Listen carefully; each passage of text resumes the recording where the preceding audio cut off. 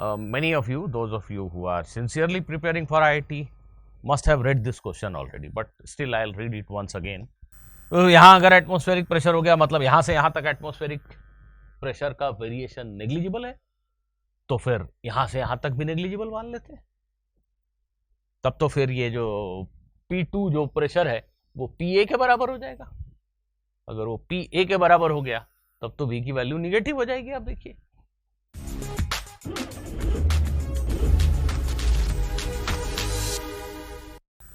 hello students, the recently conducted JEE Advanced 2023. There was a fluid mechanics problem on some chimney and it created a lot of controversy, particularly on YouTube. One of my friend forwarded me one of those solutions which are existing on YouTube, and I got a little bit curious. I watched that solution as well as few other solutions. Now finally today IIT have declared their result and they have marked this question as bonus. They have awarded marks to everyone. They have dropped this question. That means they have admitted that this question is not proper.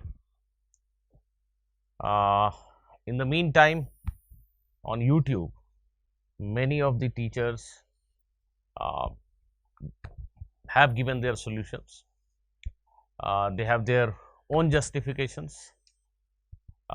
Few of them have said that it is too easy, it can be done in few seconds, few tens of seconds.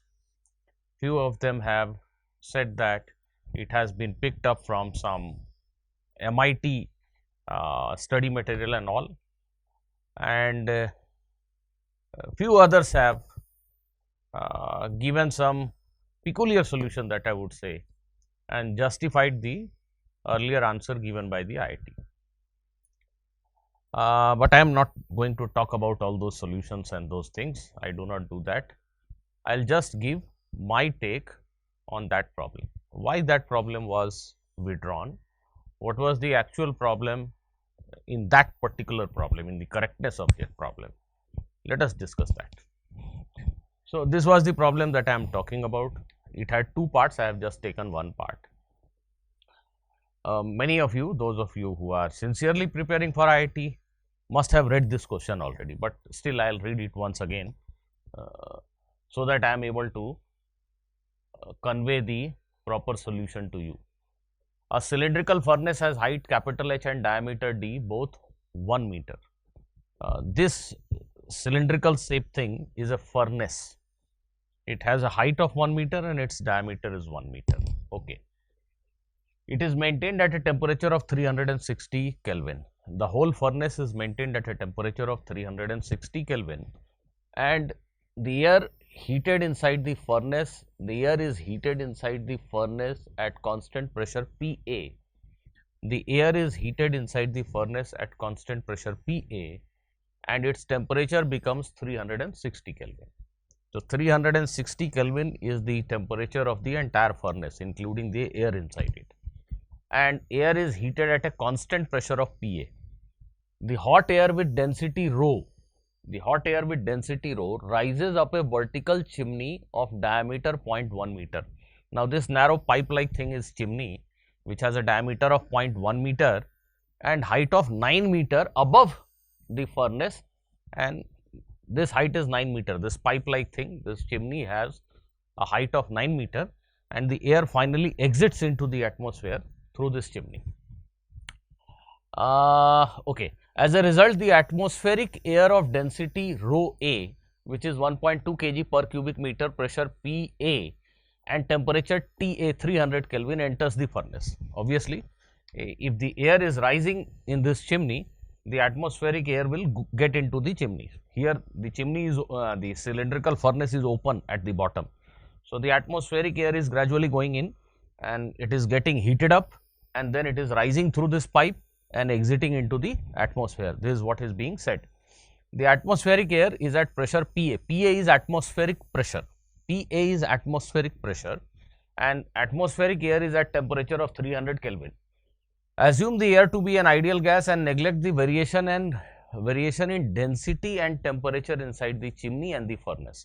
The question says that inside the furnace as well as chimney, inside this entire system, the air has a fixed density rho and it has got a fixed temperature T.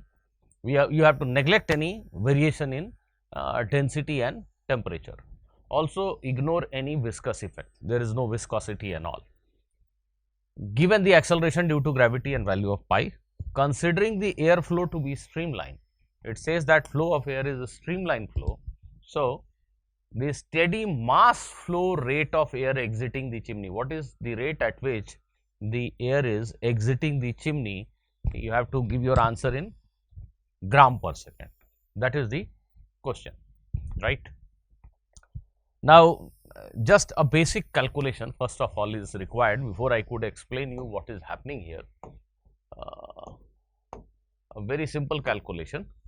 What will be density of the air here inside the cylindrical furnace and the chimney? The air outside here is at temperature of 300 Kelvin, and air here inside this chimney as well as this cylindrical furnace is at a temperature of 360 Kelvin, right. The pressure of air here outside the furnace is PA, and the question says that inside the furnace also assume that air is at same temperature PA. The air is at constant pressure PA inside the furnace. So, atmospheric air and the air inside the furnace both are at same pressure, but their temperature is different. So, they will have different density. So, just because the question says that assume that air is an ideal gas. So, it will obey the ideal gas equation. So, just by knowing that PV is equal to nRT, you can relate the density of air with temperature. Okay. I will just change the color because it is getting mixed up. Okay. So, PV is equal to nRT. PV can be written as mass of the gas, mass of the air divided by its molar mass RT. Number of moles can be written as mass of a sample of air divided by its molar mass. Now, small m divided by V is nothing but volume, it is nothing but density. Mass of the air, you consider a sample of air having volume V and mass m. So, mass of the air divided by its volume is density. So, P is equal to rho times RT by m. This is the relation that you get, right. So, question says that pressure is constant. If I am talking about air, atmospheric air and the air that is present inside this chimney, this is not chimney, this is furnace. This is furnace and this pipe is chimney in the language of the question. So, this furnace as well as outside air both are at same pressure, atmospheric pressure. So, if I am talking about air here and air here, then the pressure is same. So, P is same, right. Molar mass of course is same, R is a constant. So, in fact, I can put this equation as rho into T is equal to Pm by R. Pm by R is rho T and this whole thing is constant. So, density of air into temperature is constant if we assume that pressure is constant. The pressure is same here as well as here. So, using this relation that rho into T is a constant, I can calculate what will be density of air when it is inside the furnace, very easy. So, let us say density of air here is rho, temperature here is 360 Kelvin. So, rho into T, this is same as rho into T over here. So, here the density is given to be 1.2 and the temperature is 300. The outside temperature is 300 if I am not mistaken, 300. Okay. So, 1.2 into 300, this gives you rho. This is 1, this is 360, 1 kg per cubic meter. So, what the question is trying to tell you is that density of air here is 1.2 kg per cubic meter, whereas inside the furnace it is 1 kg per cubic meter. Okay, that's fine. So here the density of air is 1.2 and here the density of air is 1.0. It is 1.0, 1 only. Okay, let it be 1. So this is the fundamental calculation that was required. Now let us move on to the basic question. Where is the flaw in this question, if at all it is there? Now the question says that the whole air inside this furnace is at constant pressure, atmospheric pressure, PA, and there lies the flaw. There lies the flaw. There is the flaw, right? Most of the time इस तरह के questions में आप क्या करते हो, atmospheric air का pressure अगर यहाँ PA है तो यहाँ भी PA मान लिया, यहाँ भी PA मान लिया, यहाँ भी PA मान लिया, यहाँ हर जगह PA मान लिया, राइट? तो अगर मैं एटमॉस्फेरिक प्रेशर पे यहाँ हवा को लूं और एटमॉस्फेरिक प्रेशर यहाँ भी लूं तो there is no pressure difference. There is no pressure difference, there actually there will be no movement of fluid. तो ऐसा नहीं करना है यहाँ पे. And the height also is considerable, like this h is 9 meter, this capital H is 1 meter. So from here to here the height is 10 meter. Normally हम क्या करते हैं, फिर से मेरी बात को सुनिए. जैसे एक बॉक्स में गैस दिया हुआ है तो आप तो गैस का एक ही प्रेशर लेते हो ना. इस कमरे में मैं खड़ा हूँ तो मैं प्रेशर हर जगह सेम मान लेता हूँ ना, क्योंकि हवा की डेंसिटी बहुत ज़्यादा नहीं होती, कम होती है, तो थोड़ी बहुत हाइट के वेरिएशन से प्रेशर में कोई खास फर्क आता नहीं है.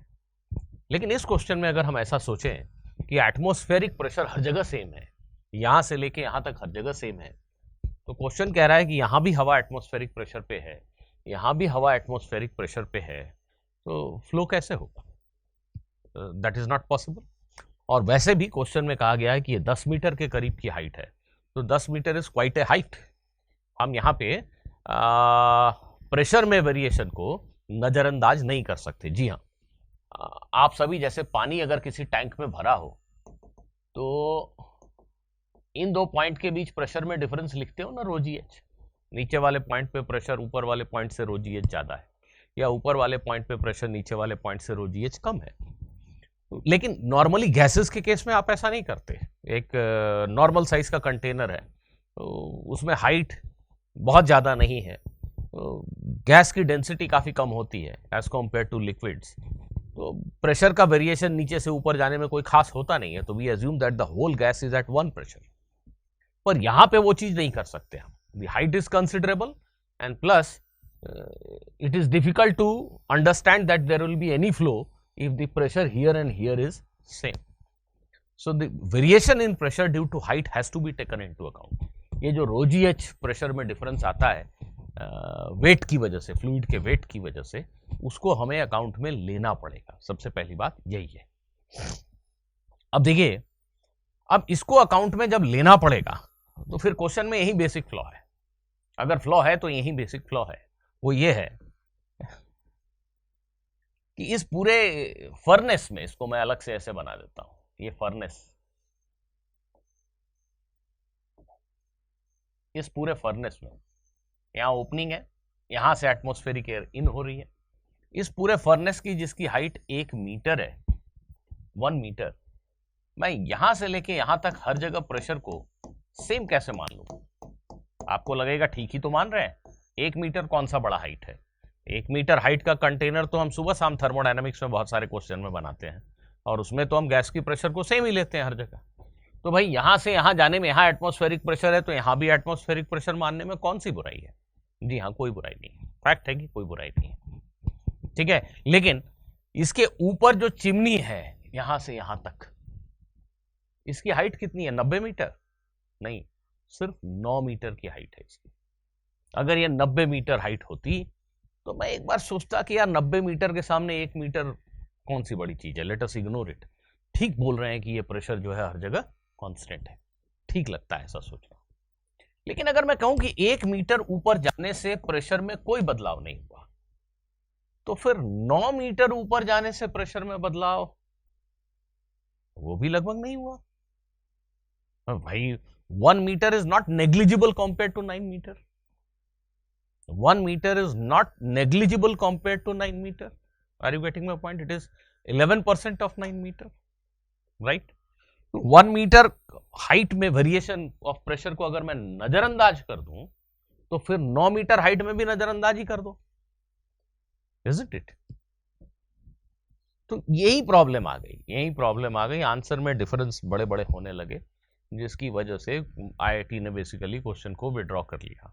उन्होंने जो ये सेंटेंस लिखा है कि आप इसमें हर जगह प्रेशर को पीए मान लो, यही गड़बड़ हो गई। 1 मिनट अगर क्वेश्चन का कंस्ट्रक्ट थोड़ा दूसरे टाइप का होता, लैंग्वेज थोड़ी दूसरे टाइप की होती, जो भी टेम्परेचर का वेरिएशन करना होता वो करते, वो बोलते कि यहाँ से यहाँ तक टेम्परेचर यूनिफॉर्म नहीं है, एक बार मान लो, लेकिन अल्टीमेटली यहाँ पे जो गैस जब चिमनी में एंटर हो रही है उस समय उसका टेम्परेचर 360 हो गया, उस समय उसकी डेंसिटी 1 हो गई, और अब आप मान लो कि यहाँ से यहाँ तक प्रेशर कांस्टेंट है, ऐसा कुछ एक कंस्ट्रक्ट दिए होते तो एक बार क्वेश्चन फिर भी थोड़ा मतलब सोचने वाला होता, पर ऐसा उन्होंने कुछ भी नहीं किया। वो कह रहे हैं कि नहीं, आप टेम्परेचर को भी कांस्टेंट मान लो पूरे में, गैस की डेंसिटी को भी कांस्टेंट मान लो, गैस की डेंसिटी को कांस्टेंट मान लो, माने through out gas same density की है, इवन वेरिएबल डेंसिटी की, मैं भी गलत बोल रहा हूँ, मैं भी एक्चुअली गलत बोल गया, वेरिएबल डेंसिटी की भी है, तो क्या हुआ, यहाँ और यहाँ के प्रेशर में तो डिफरेंस होगा ही। 1 मीटर के हाइट में प्रेशर डिफरेंस को अगर नेग्लेक्ट किया जा सकता है तो फिर ये 9 मीटर के हाइट में भी प्रेशर डिफरेंस को नेग्लेक्ट किया जा सकता है। तो इस वजह से सारी कंट्रोवर्सी हुई, लेकिन एनीवे हम लोग उसको किनारे कर देते हैं और सोचते हैं कि इस क्वेश्चन को अगर थोड़ा करेक्ट ही करना है तो करेक्ट करके सही सोल्यूशन कैसे किया जाए। चलिए आइए देखते हैं, आप मेरी बात को और समझ पाएंगे मैं क्या बोल रहा हूँ।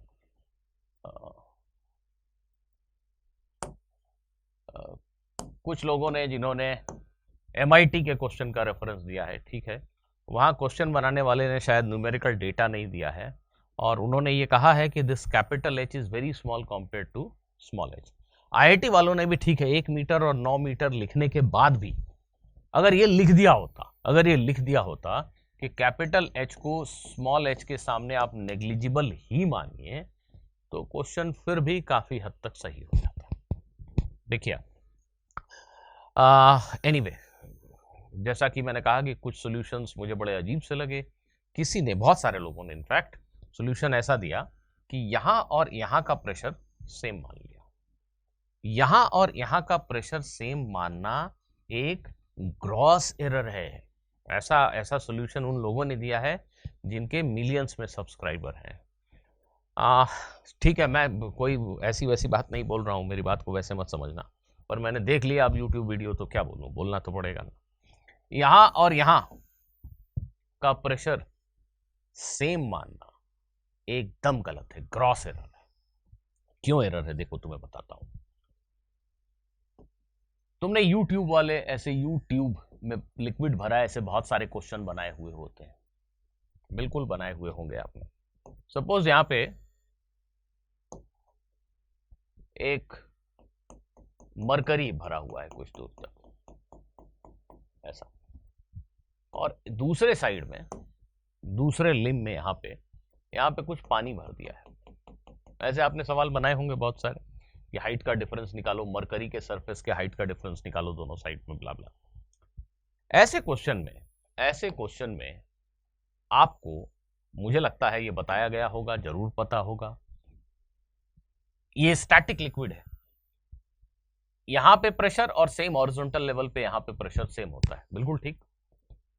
ये जो मरकरी जहां बिल्कुल शुरू हो रही है इसके ठीक यहां पे मरकरी के सरफेस के ठीक नीचे यहां और यहां का प्रेशर भी सेम होता है। ऐसा करके आपने बहुत सारे क्वेश्चन सॉल्व किए होंगे। लेकिन क्या मैं ये कह सकता हूं कि यहां और यहां का प्रेशर सेम है, यहां और यहां का प्रेशर सेम है? क्या मैं ऐसा कह सकता हूं? आंसर है जी नहीं, ये कहना गलत होगा। ये दो अलग अलग फ्लूइड हो गए, प्लीज ध्यान दीजिए। ये मरकरी है और इसके ऊपर ये वाटर है। मैं यहां मरकरी के सरफेस के ठीक नीचे यहां पे रहूं तो प्रेशर तो एटमॉस्फेरिक प्रेशर, इसके ठीक सामने पानी काफी ऊंचाई तक है, यहां तो प्रेशर एटमॉस्फेरिक प्रेशर से काफी ज्यादा है। क्या यहां और यहां प्रेशर सेम है? आंसर है नहीं। अगर हम सेम फ्लूइड की बात कर रहे हैं, हाइड्रोस्टैटिक सिचुएशन है, same fluid means mercury, mercury के अंदर एक ही हॉरिजॉन्टल लेवल पे प्रेशर सेम है, पर एक पॉइंट हम पानी में ले लें और एक मरकरी में ले लें तो प्रेशर सेम लिखना गलत होगा, गलत है, सरासर गलत है। यहां पे ये जो हवा है इसकी डेंसिटी बाहर में जो एटमॉस्फेरिक एयर है उसकी डेंसिटी 1.2 है, गौर करो, ठीक। और ये जो हवा क्या है, ये फर्नेस के अंदर है उसकी डेंसिटी 1 है। तो ये दोनों अलग अलग फ्लूइड है। ये हवा है जिसकी डेंसिटी 1.2 है, ये अलग फ्लूइड है, और यहां जो हवा है उसकी डेंसिटी 1 है, ये अलग फ्लूइड है क्योंकि डेंसिटी अलग है। ये दो अलग अलग गैस है, ऐसा समझ लो, बिल्कुल अलग है। तो फिर इन दो गैसेस में एक ही हॉरिजॉन्टल लेवल पे यहां और यहां प्रेशर सेम कैसे कर सकते हो आप? Even if the situation is hydrostatic, we cannot equate pressure at this point and this point, this is a gross error. ये नहीं कर सकते आप, ये गलत है। तो यहां का प्रेशर अंदर का प्रेशर और सेम लेवल पे बाहर में प्रेशर सेम होगा, ये सॉरी बोलना बिल्कुल गलत है। I hope you have understood this by means of this example, isn't it? जी हाँ। दूसरी चीज, ये जो क्रॉस सेक्शनल एरिया है, इस क्रॉस सेक्शनल एरिया से काफी छोटा है। इसका डायमीटर 0.1 मीटर कहा गया है और इसका डायमीटर 1 मीटर कहा गया है। तो एरिया जो है वो डायमीटर स्क्वायर के प्रोपोर्शनल है। तो इससे इसका डायमीटर 10 टाइम्स बड़ा है, एरिया 100 टाइम्स बड़ा है। इस क्रॉस सेक्शन से ये क्रॉस सेक्शन 100 टाइम्स बड़ा है। तो ऑब्वियसली यहां अगर हवा की रफ्तार v है तो यहां हवा की रफ्तार उसके कंपैरिजन में काफी कम होगी, ये तो तय बात है। मतलब इस वाइड ओपनिंग से एटमॉस्फेरिक एयर बहुत धीरे स्पीड की बात कर रहा हूं, बहुत धीरे स्पीड से अंदर जा रहा है। तो आप मोटा मोटी इसको हाइड्रोस्टैटिक सिचुएशन ले सकते हो। आप ऐसा सोच सकते हो कि यहाँ पे फ्लूइड का कोई खास बहाव नहीं है। ऐसा आप बहुत सारे क्वेश्चन में करते हो। आपने ये क्वेश्चन सभी ने किया है कि एक टैंक है, इसमें पानी भरा है और नीचे में एक ऑरिफिस है, यहाँ पे एक छोटा सा होल है। इस होल का क्रॉस सेक्शन टैंक के क्रॉस सेक्शन से बहुत छोटा है।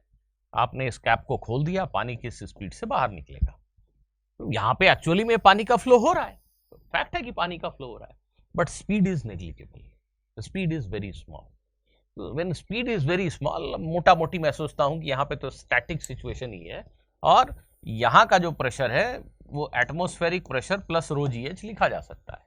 इस पॉइंट का प्रेशर एटमॉस्फेरिक प्रेशर प्लस रो जी एच लिखना अलाउड है, क्योंकि यहाँ कोई फ्लो नहीं दिख रहा है सच मुझे, ये एकदम स्टैटिक सिचुएशन है, isn't it? और अब थोड़ा दिमाग लगा के सोचोगे, इनफैक्ट मेरे ही इस चैनल पे एक साइफन के ऊपर मैंने वीडियो बनाया था, उसको ध्यान से जाके देखोगे तो समझ जाओगे कि एक्चुअली में अगर इस पाइप में या यहीं पे फ्लो की स्पीड यहाँ और यहाँ सेम है तो बर्नौलीज इक्वेशन लगाने से भी हाफ रो वी स्क्वायर वाले टर्म दोनों साइड से कैंसिल हो जाते हैं और यहाँ के बीच का जो प्रेशर डिफरेंस है वो रो जी एच ही आता है। मतलब basically static kind of situation है, राइट? ठीक है, तो वैसे ही सिचुएशन यहाँ पे है। ये बहुत वाइड एरिया है, ये बहुत नैरो एरिया है, यहाँ से हवा बहुत कम स्पीड से एंटर हो रही है। तो एक मिनट के लिए हम इसको ऐसी सिचुएशन मान लें कि स्टैटिक है, तो यहाँ और यहाँ के प्रेशर को इक्वल लिखा जा सकता था अगर यहाँ की फ्लूइड और यहाँ की फ्लूइड सेम होती, मतलब उनकी डेंसिटी सेम होती, जो कि नहीं है। इसलिए यहाँ और यहाँ के प्रेशर को इक्वेट करके जिन लोगों ने इसका आंसर आईआईटी के आंसर से मैच करा दिया, उन्होंने गलती की, एक छोटा सा मैं कहूँगा सिली मिस्टेक कर दिया। चलिए, तो एक्चुअली में अगर हम इसको प्रॉपर तरीके से देखें तो मैं इसको ऐसा कर देता हूं, नहीं तो मेरे लिए बड़ा मुश्किल है लिखना। हाँ, तो अगर मैं इसको प्रॉपर तरीके से देखूं तो मैं इस क्वेश्चन को कैसे सॉल्व करूं, मोटा मोटी अगर सोचा जाए तो सपोज मैं इस फ्लो के लिए बर्नौलीज इक्वेशन यूज करने जाता हूं। तो बर्नौलीज इक्वेशन यूज कर रहा हूं मैं, देखिए इस पॉइंट पे पॉइंट आप यहां भी ले सकते हो, यहां भी ले सकते हो, कोई फर्क पड़ता नहीं है एक्चुअली में कोई फर्क नहीं पड़ता। तो पॉइंट अगर मैं यहां लेता हूं और एक पॉइंट यहां लेता हूं, ठीक है, just outside the pipe, just outside the pipe, यहां पे मैंने उसके माउथ पे एक पॉइंट लिया मैंने, ये पॉइंट मेरा 1, ये पॉइंट मेरा यहां पे जो पॉइंट है इसको 2 कह रहा हूं। इन दो पॉइंट्स के बीच में बर्नौलीज इक्वेशन अप्लाई करूंगा। तो भाई बर्नौलीज इक्वेशन, ये इक्वेशन होता है,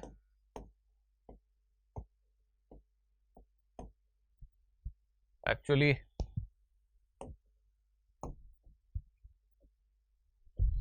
बर्नौलीज इक्वेशन हमेशा इनकॉम्प्रेसिबल फ्लूइड के लिए होता है। बर्नौलीज इक्वेशन लगा सको इसलिए आईआईटी वालों ने बोला कि डेंसिटी के वेरिएशन को तो आप भूल ही जाओ, तो एक ही फ्लूइड है ऐसा सोचो।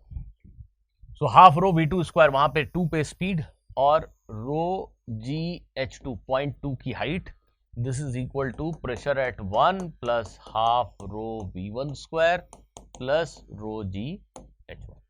ठीक है, बर्नौलीज इक्वेशन लिख दिया मैंने। अब यहां पे प्रेशर में क्या लिखूं, एटमॉस्फेरिक प्रेशर? नहीं, वही तो खेल है, ये काफी हाइट है और मैं यहां का भी प्रेशर एटमॉस्फेरिक प्रेशर लिखूं, यहां का भी प्रेशर एटमॉस्फेरिक प्रेशर लिखूं, तब तो बड़ा गड़बड़ हो जाएगा। यहां का भी प्रेशर एटमॉस्फेरिक, यहां का भी एटमॉस्फेरिक, वहां का भी एटमॉस्फेरिक, तो फ्लो होगा कैसे भाई? तो प्रेशर एटमॉस्फेरिक प्रेशर नहीं है, फिर मैं यहां लिखूं क्या? क्वेश्चन में जो लैंग्वेज है वो ये कहती है कि atmospheric air enters into the chimney at pressure P है। दैट मींस यहां का प्रेशर पी है, मानिए एटमॉस्फेरिक प्रेशर। अब आप यहां से 10 मीटर ऊपर चढ़ गए, 10 metre, h plus h, 10 metre ऊपर चढ़ गए, तो जो यहां का प्रेशर हो गया, यहां का जो प्रेशर हो गया वो हो गया PA माइनस रो GH। यहां एटमॉस्फेरिक एयर जो बाहर में है उसकी डेंसिटी 1.2 है। वी आर अज्यूमिंग कि यहां पे टेम्परेचर कांस्टेंट है एटमॉस्फेयर का, आइसोथर्मल कंडीशन है, डेंसिटी में वेरिएशन नहीं है। इनफैक्ट फैक्ट तो यह है कि हाइट बढ़ने से हवा भले ही टेम्परेचर कांस्टेंट हो तो भी डेंसिटी बदलेगी, कांस्टेंट कैसे रहेगी? तो एटमॉस्फेरिक प्रेशर का जो वेरिएशन है उसको हम लिख सकते हैं, वो एक्सपोनेंशियल लेके एक इक्वेशन आता है, मैंने वो भी लिखा। तो उसकी वजह से 10 मीटर हाइट में, मतलब अगर हम डेंसिटी के वेरिएशन को मान लें तो उसकी वजह से 10 मीटर हाइट जाने में जो प्रेशर में चेंज आ रहा है वो बहुत मामूली आ रहा है। मतलब यहाँ का प्रेशर अगर PA है तो टॉप का प्रेशर 0.9988 PA आ रहा है। That can be neglected, we can assume कि हाँ भाई डेंसिटी जो है पूरे एटमॉस्फेरिक एयर की 10 मीटर हाइट तक कांस्टेंट है, उसमें ज़्यादा बुराई नहीं लग रही है। तो यहाँ का एटमॉस्फेरिक प्रेशर PA और 10 मीटर ऊंचाई पे, ये 1 मीटर और ये 9 मीटर, 10 मीटर ऊंचाई पे PA माइनस रो GH, नीचे से ऊपर गए हैं इसलिए प्रेशर इतना हो गया। ये मैंने P2 की जगह पे लिखा, ठीक है। ये जस्ट यहां का प्रेशर है इसके माउथ पे, ठीक, माउथ पे। वहां से हवा मान लेते हैं V स्पीड से बाहर निकल रही है, तो मैं लिखूंगा हाफ, ध्यान देना, हाफ रो V स्क्वायर। कौन सी हवा बाहर निकल रही है? जिसकी डेंसिटी 1 है। यहां हवा की स्पीड को मैंने V मान लिया। ठीक इस पॉइंट पे प्रेशर लिखने के लिए मैं इधर से गया, एटमॉस्फेरिक एयर में 10 मीटर हाइट ऊपर चढ़ा, तो एटमॉस्फेरिक एयर की जो डेंसिटी है वो 1.2 है। सो PA माइनस 1.2 GH, ये हो गया 0.2 का प्रेशर। और यहां जो हवा बाहर निकल रही है इस पाइप के थ्रू फ्लो होती हुई, उसकी स्पीड V है, उस हवा की जो बाहर निकल रही है उसकी डेंसिटी 1 है, तो रो की जगह 1 लिखा, V स्क्वायर लिखा। कुछ लोग सोच रहे हैं कि दो अलग अलग डेंसिटी को यूज कर रहे हो, तो बर्नौलीज इक्वेशन में तो ये अलाउड नहीं है। नहीं, दो डेंसिटी को यूज नहीं कर रहा हूं मैं इसी हवा जिसकी डेंसिटी 1 है उसके लिए इक्वेशन लिख रहा हूं, पर यहां का प्रेशर क्या है जानने के लिए मैं यहां से आ गया। तो प्रेशर लिखने के लिए मैंने ये 1.2 डेंसिटी यूज किया। मैं इस फ्लूइड के मोशन स्ट्रीमलाइन फ्लो के लिए बर्नौलीज इक्वेशन लगा रहा हूं, उसकी एक ही डेंसिटी है, density is 1। So half rho V square plus रो मतलब 1, G इज 10 एंड हाइट, अगर मैं यहां 0 हाइट मान रहा हूं तो ये जो हाइट है ये 10 मीटर होगी, 10 मीटर होगी, ठीक।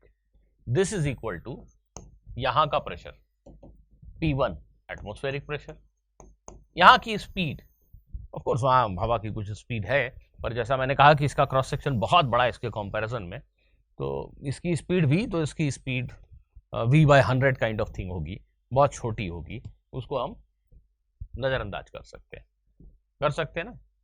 एक्चुअली मास फ्लो रेट, जितना केजी हवा पर सेकेंड यहां से एंटर हो रही है उतनी केजी वहां से बाहर आएगी।